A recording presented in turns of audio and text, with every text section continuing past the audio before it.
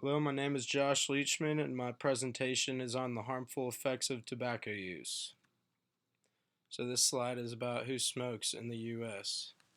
Approximately 3,200 people under the age of 18 smoke their first cigarette every day.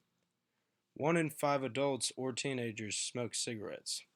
Approximately 18% of high school students smoke cigarettes, and more than 20 million Americans have died from tobacco abuse since 1964, a very high number. These are just some of the harmful effects of tobacco use. It is the leading cause of preventable illness and death in the U.S. Nearly 9 out of 10 lung cancers are due to tobacco use. 8.6 million Americans live with a serious illness because of smoking. On average, smokers die 14 years earlier than non-smokers. 14 years is a very long time if you ask me.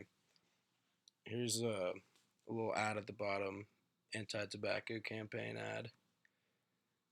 Here's some harmful health effects of tobacco use.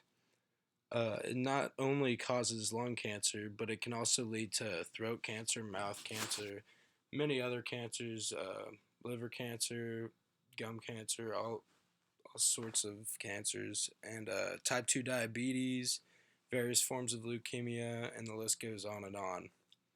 Many issues can arise from the alteration of blood flow that tobacco causes also. This can lead to things like high blood pressure and heart issues. This is a web that I made showing the population of who smokes and who's affected by cigarettes in our nation. As of 2015, an estimated 42 million adults smoked.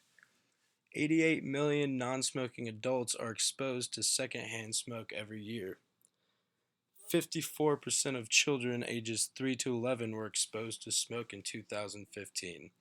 These are all statistics that I found from a survey from one of my sources, by the way.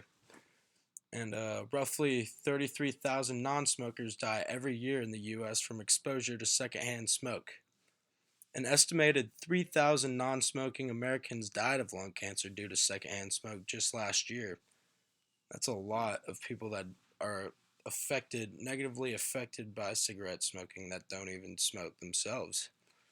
And more than 400,000 babies born in the U.S. every year are exposed to chemicals in cigarette smoke before birth. A lot of the times this is due to the pregnant mothers smoking cigarettes. So what's changed since cigarettes were first came about? Well, since 1964 to the present, basically, the proportion of adult smokers declined from 42% to 18%, so that's one positive. But about 100 million people died from tobacco-related disease in the 20th century, and scientists believe that an estimated 1 billion people could die this century from tobacco-related diseases without action. I think these numbers are absolutely absurd, and we must take action to prevent these detrimental effects of tobacco use from harming so many people in our lives.